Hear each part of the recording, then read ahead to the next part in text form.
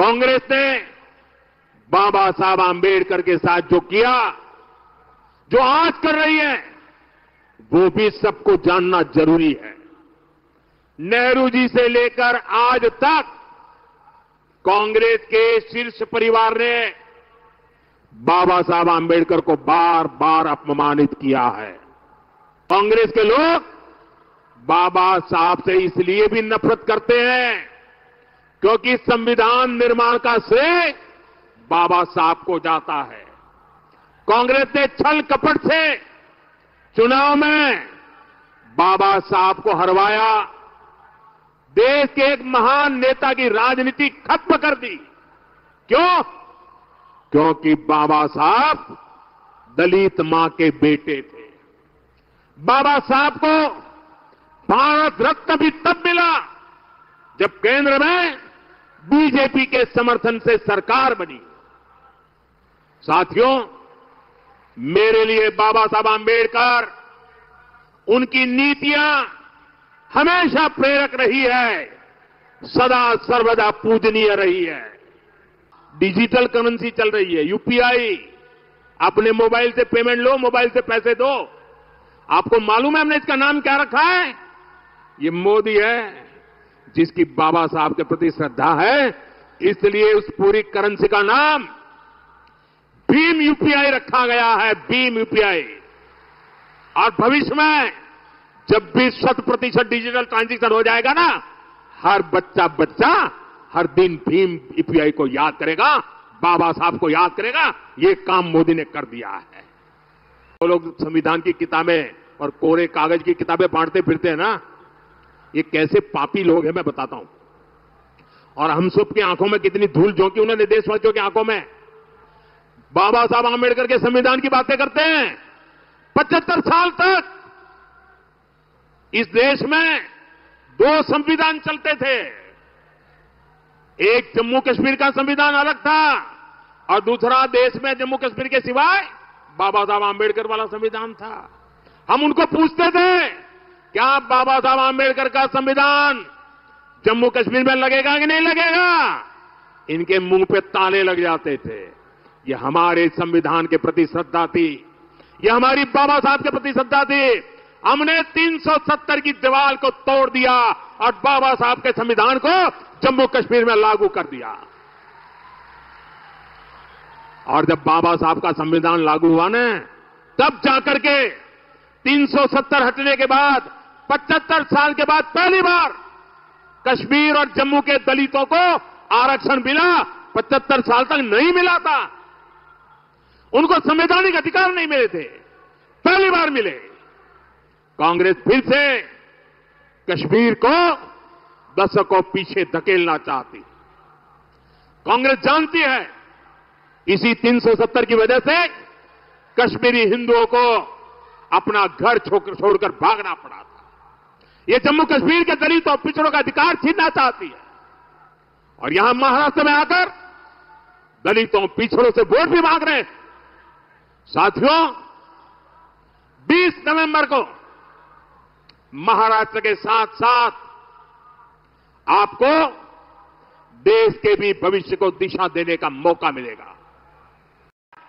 वहां के लोग भूले नहीं हैं कि कैसे कांग्रेस सरकार के समय दलितों के खिलाफ बड़े बड़े दंगे हुए थे।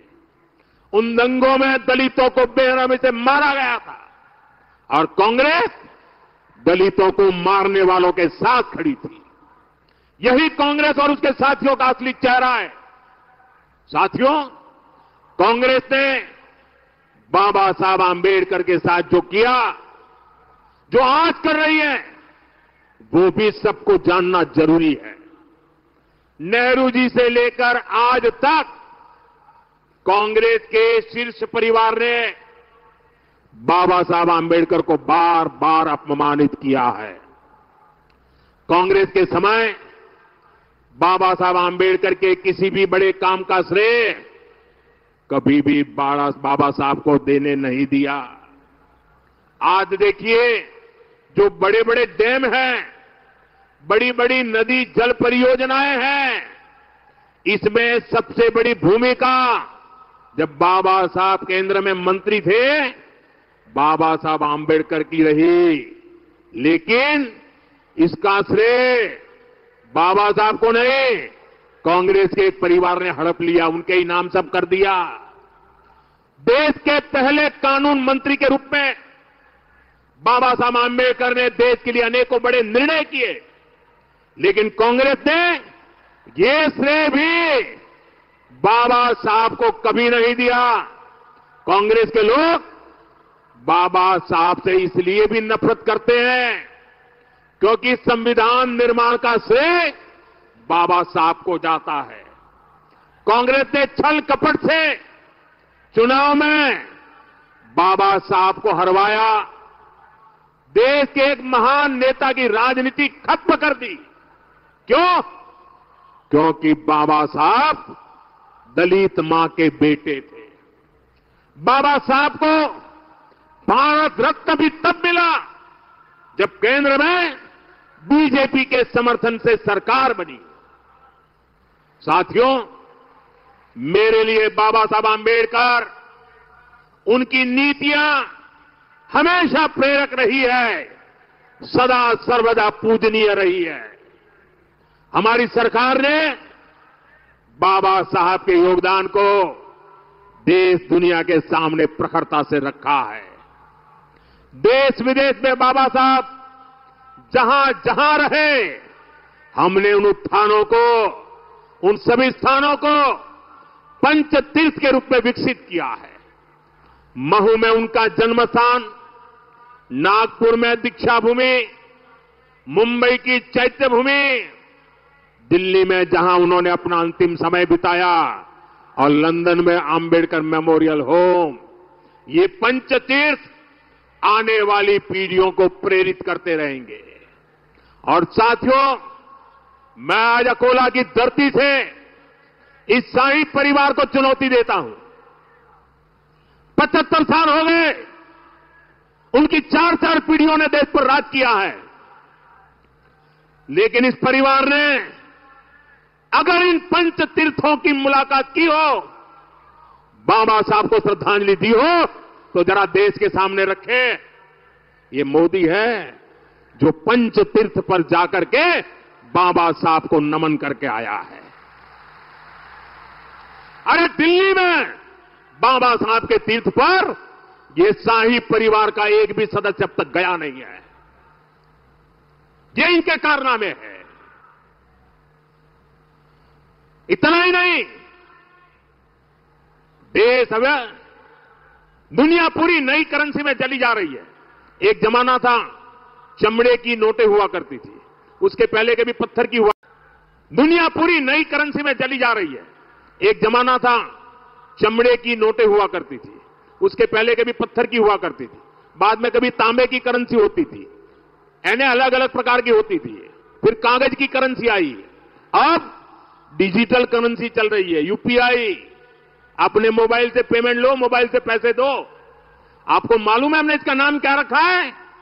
ये मोदी है, जिसकी बाबा साहब के प्रति श्रद्धा है, इसलिए उस पूरी करेंसी का नाम भीम यूपीआई रखा गया है, भीम यूपीआई।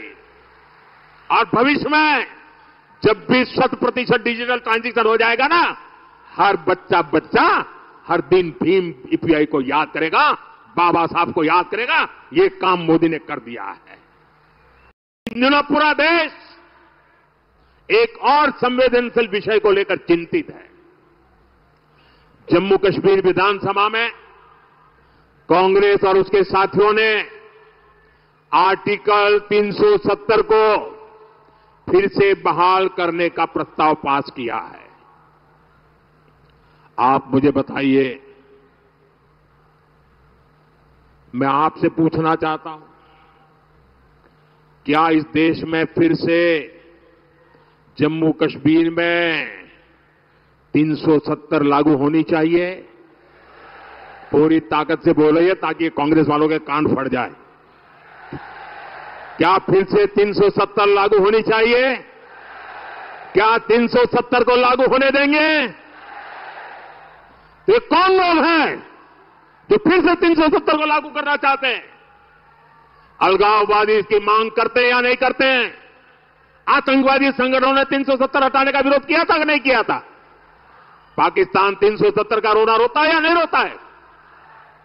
जितनी भारत विरोधी ताकत है, सब के सब 370 का समर्थन करते हैं। और वही कांग्रेस की भी भाषा बन गई है। कांग्रेस वही भाषा बोलती है। जम्मू कश्मीर में 370 फिर से लगाना यानी कश्मीर को फिर से हिंसा की आग में झोंकना। कश्मीर में 370 यानी राज्य में बाबा साहब आंबेडकर के संविधान को फिर से जम्मू कश्मीर से बाहर निकालना।